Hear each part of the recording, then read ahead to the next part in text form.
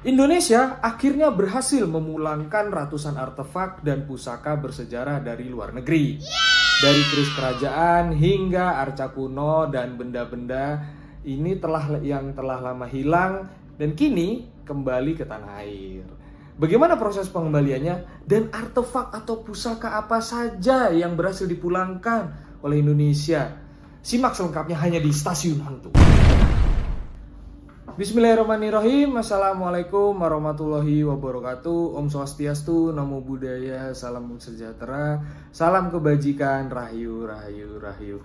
Tak lupa juga saya ucapkan minal aizin wal faizin, mohon maaf lahir dan batin teman-teman semua yang merayakan. Dan saya juga berdoa semoga di tahun ini bagi teman-teman semua yang punya impian, tujuan, ataupun misalkan goals yang belum tercapai, semoga di tahun ini tercapai semua ya. Nah, jadi kali ini kita akan bahas beberapa ini ya, artefak-artefak, pusaka-pusaka kerajaan Nusantara di Indonesia yang sudah berhasil dibawa kembali ke Indonesia dari macam negara. Nah, seperti apa itu? Check it out. Selama masa kolonial, ribuan artefak berharga dari Nusantara diambil dan dibawa ke luar negeri. Banyak diantaranya yang disimpan di museum-museum Eropa seperti Belanda, Inggris, bahkan Amerika Serikat. Tapi, sejak beberapa tahun terakhir, Indonesia aktif melakukan diplomasi budaya guys untuk memulangkan benda-benda sejarah tersebut ya, karena itu memang hak miliknya kita Indonesia gitu kan. Dan hasilnya bahkan saya nggak nyangka itu banyak banget. Saya lihat di beberapa berita dan beberapa literasi itu udah ratusan ya guys ya. Dan saya sangat bersyukur dan mendukung pemerintah setempat untuk terus berupaya dalam pengembalian artefak pusaka peninggalan sejarah Indonesia yang masih ada di luar negeri. Langsung aja, di tahun 2023 sampai 2025 ini adalah momen yang menjadi bersejarah bagi Indonesia. Beberapa artefak yang berhasil dipulangkan itu saya spill ya. Saya spill 5 dulu. Nanti memang saya udah udah narik inilah materi, dan itu memang ada beberapa artefak yang saya kumpulkan, jumlahnya itu 30. Tapi jumlahnya nggak 30 yang berhasil dipulangkan sama Indonesia, tapi ratusan ya. Saya rangkumin aja itu 30. Pertama kita 5 dulu. Yang pertama adalah keris kelungkung dari Bali. Terus yang kedua arca Durga Candi Singosari dari abad ke-13. Terus 132 benda seni pita maha dari komunitas seniman Bali. Yang keempat ada perhiasan kerajaan Lombok yang dijarah saat ekspedisi Belanda pada tahun 1894. Terus yang kelima ada gamelan kuno dan manuskrip Jawa yang sangat berharga. Artefak-artefak tersebut teman-teman bisa lihat langsung di Museum Nasional Indonesia dan beberapa di museum daerah. Wow, jadi ini ya kalau saya pribadi ya senang aja gitu beberapa benda peninggalan sejarah, karena setiap benda-benda itu pasti ada nilai tersendiri, nilai luhur, nilai budi luhur yang mencatat sejarah. Bahkan mungkin ada beberapa sejarah yang memang kita nggak tahu, padahal di situ sudah tersirat. Bisa aja seperti itu. Tentu saja teman-teman, di proses pemulangan artefak ini benar-benar nggak easy going ya, nggak mudah banget. Ada beberapa pihak yang terlibat, dan beberapa pihak itu seperti yang di Indonesia ya, itu ada Kementerian Pendidikan, Kebudayaan, Riset dan Teknologi Kemendikbudristek yang memastikan tugasnya yang tugasnya itu memastikan keaslian dari artefak tersebut. Terus ada Kementerian Luar Negeri yang tugasnya itu melakukan negosiasi dengan negara lain. Kenapa harus ada negosiasi? Karena balik lagi, walaupun itu benda itu peninggalan dari Indonesia, karena sudah ada di luar negeri dan mungkin itu dimuseumkan, dan itu memang perlu adanya proses negosiasi. Nggak bisa kita secara gamblang, oh itu punya Indonesia gini langsung kita tarik, itu nggak bisa. Bahkan nanti ditakutkan menimbulkan kericuhan atau mungkin bisa saja nggak balik. Sangat sayang dong. Terus yang ketiga ada Museum Nasional Indonesia yang dia tugasnya itu menerima, merawat artefak yang sudah dikembalikan. Itu peran yang paling penting. Jadi walaupun ini ya benda bersejarah itu dikembalikan, kalau nggak dirawat terus malah dibiarkan gitu aja cuma dipajang, kalian tahu sendiri kan nanti gimana. Tapi saya bersyukurnya di sini juga atau mendukung juga ya para komunitas-komunitas serta aktivis budaya yang turut mendesak pemerintah Indonesia dan pemerintahan asing di negara lain agar mengembalikan benda-benda itu pada kita. Sebenarnya ini ya nggak cuman para aktivis dan komunitas, mungkin ada beberapa influencer dan youtuber yang memang mengulik sejarah Indonesia. Mereka juga kerap inilah, saya yakin mereka juga punya yang namanya ego sendiri, yang dimana kita nih harus inilah ngumpulin artefak-artefak yang memang peninggalan sejarah Indonesia, termasuk pusaka-pusaka. Nggak bisa di luar negeri karena itu memang haknya kita. Tapi balik lagi tetap ada prosesnya. Terus menurut saya perjuangan itu yang Indonesia lakukan ini ya, untuk pemulangan artefak itu memang belum selesai ya, karena saya yakin masih banyak banget yang ada di luar negeri tersebar, bahkan udah dimuseumkan, dan mungkin ada di beberapa tempat di luar sana yang kepemilikannya itu perseorangan. Nah itu. Dan yang saya tahu, ini teman-teman nanti kalau misalkan ini salah atau mungkin kurang, tulis di kolom komentar ya. Jadi ada beberapa di antaranya yang memang belum balik ke Indonesia. Bahkan ada juga yang belum ditemukan. Salah satunya saya sebut 3 ya. Pertama, harta karun Majapahit yang tersimpan masih di Inggris. Terus ada beberapa koleksi perhiasan dari kerajaan Sriwijaya dulu di negara Austria. Dan beberapa senjata-senjata peninggalan Nusantara yang entah itu dari macam-macam kerajaan yang masih tersebar di museum Eropa. Dan saya ingat beberapa berita saya baca, pemerintah Indonesia itu juga akan berjanji akan terus memperjuangkan pengembalian benda-benda ini agar dari generasi mendatang bisa mempelajari dan menghargai sejarah bangsa kita.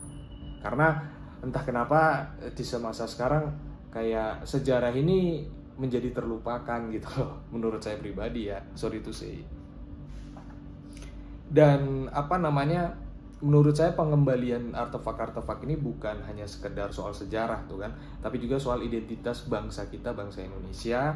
Dan kita juga harus menjaga dan melestarikan warisan budaya yang telah kembali agar tetap bisa dinikmati di generasi mendatang, anak cucu kita nanti. Nah, oke, langsung aja nih teman-teman, saya udah ngelis 30 artefak dari tahun 2023 yang sudah dikembalikan ke Indonesia. Pertama di tahun 2023 itu ada di Belanda. Nama artefaknya itu adalah keris kelungkung. Keris kelungkung ini singkatnya itu dia adalah senjata tradisional dari Bali dengan nilai sejarah yang tinggi. Terus yang kedua dari Belanda juga, yang tadi saya sebut Arca Durga Candi Singosari, yang itu bentuknya itu patung Durga Mahisasuramardini yang dari abad ke-13 itu mewakili seni Hindu pada zaman kerajaan Singosari. Terus juga dari 2023 ini masih di Belanda ya, ada juga namanya Arca Ganesha Candi Singosari, yaitu bentuknya itu patung Dewa Ganesha yang menunjukkan pengaruh Hindu-Buddha di Jawa Timur. Nah, terus ada juga Arca Siwa Candi Singosari, salah satu arca penting yang menunjukkan pengaruh agama Siwaisme di Nusantara. Wow, itu harus balik sih, tapi syukurnya alhamdulillahnya udah balik ya. Dan ada juga dari Belanda sebanyak 132 benda seni Pitamaha yang saya sebut tadi, itu karya seni dari komunitas seniman Bali pada masa tahun 1930-an. Itu macam-macam ya, termasuk ada yang bentuknya lukisan dan ukiran-ukiran dari kayu. Terus ada juga perhiasan dari kerajaan Lombok. Itu perhiasan yang kita tahu sendiri, berarti itu koleksi lah ya, koleksi perhiasan pada yang dijarah oleh Belanda pada ekspedisi Lombok tahun 1894. Terus ada juga kalung emas Majapahit, ini masih di Belanda ya guys ya.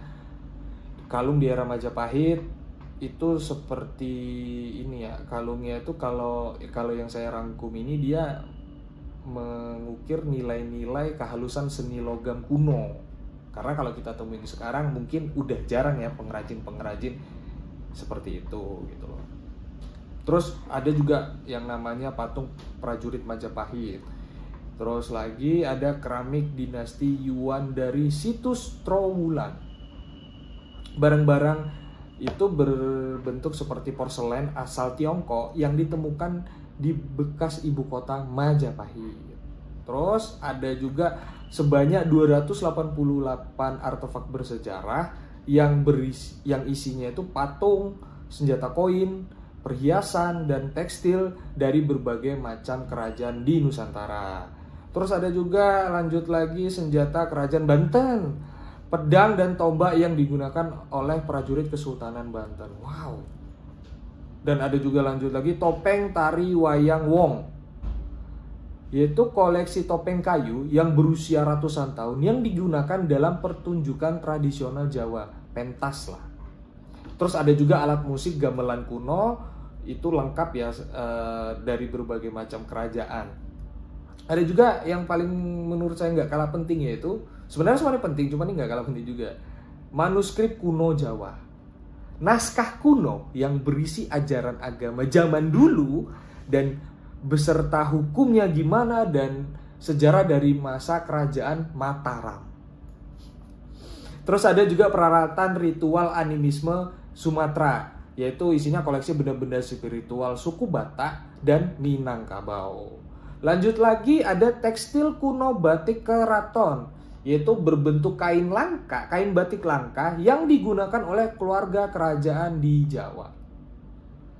Lanjut lagi ada mahkota Sultan Bone, mahkota yang pernah digunakan oleh Sultan Bone di Sulawesi Selatan. Wah, salut. Keren itu sih mahkota. Terus ada juga perhiasan emas Sriwijaya ya, sama ya, itu koleksi pada zaman inilah Sriwijaya. Cuman ini koleksinya ini ditemukan di Sumatera Selatan. Terus ada juga patung Buddha batu. Patung Buddha batu ini adalah patung yang berusia ratusan tahun yang sebelumnya disimpan oleh Belanda. Suka sekali memang nyimpen-nyimpen. Namanya penjarahan ya guys ya, zaman dulu. Terus ada juga lanjut lagi perhiasan kuno dari berbagai Nusantara. Oke. Terus ada patung Wisnu dari Jawa Timur, yaitu patung yang berbentuk arca Wisnu dari abad ke-10 yang ditemukan di Jawa Timur. Ada lanjut lagi relief Candi Borobudur, dan itu isinya itu bagian-bagian relief asli dari Candi Borobudur sendiri yang dibawa ke luar negeri. Berarti antara kena ekspedisi atau mungkin dicuri, ya itu bisa saja terjadi pada zaman dulu gitu kan. Terus lanjut lagi ada perisai Dayak Kalimantan. Bentuknya ya perisai tradisional suku Dayak dengan ukiran-ukiran khas Dayak lah ya. Terus ada juga lanjut lagi patung singa dari Bali. Patung batu singa yang melambangkan perlindungan dalam budaya Bali. Terus ada juga cermin perunggu kuno. Artefak ini berasal dari abad ke-7 yang menunjukkan pengaruh budaya Tiongkok di Nusantara. Terus juga ada lukisan wayang beber. Ini adalah lukisan tradisional Jawa yang menggambarkan cerita Ramayana dan Mahabharata. Ya udahlah, sama. Terus ada juga guci keramik dari Majapahit. Itu tapi dia dari abad ke-14 yang menunjukkan kemajuan teknologi dan keramik di Nusantara. Dan yang terakhir ini yang 30 ya, patung Dewi Tara dari Sumatera. Patung perunggu dari abad ke-9 yang melambangkan kebijaksanaan dalam ajaran Buddha. Ini ya kalau saya sendiri ya teman-teman ya, sebenarnya masih banyak ya peninggalan artefak Nusantara kita yang masih di luar negeri. Salah satunya itu ada di Belanda terutama Pak, saya yakin itu masih banyak. Terus di Inggris, Austria dan Jepang itu kan. Di dalam museum tradisional Tokyo itu tradisional museum nasional Tokyo itu juga ada guys. Saya pernah baca itu di salah satu literatur yang ada di internet. Dan ini ya, sempat saya juga ngulik itu terakhir pada bulan Desember 2024, Belanda mengembalikan 272 artefak budaya ke Indonesia, termasuk 204 artefak dari koleksi nasional Belanda dan 68 lainnya dari Museum Rotterdam. Secara total, hingga Desember 2024, Indonesia telah menerima kembalinya 828 artefak budaya dari Belanda. Wow. 828 guys. Itu bukan jumlah yang dikit, itu banyak banget tuh. Dan ini ya, pada bulan Januari 2025 itu Museum Nasional Indonesia itu sempat mengadakan pameran yang menampilkan artefak-artefak yang baru saja dipulangkan dari luar negeri, termasuk patung Buddha batu yang berusia berabad-abad dan perhiasan berharga lainnya, serta pusaka-pusaka lainnya lah.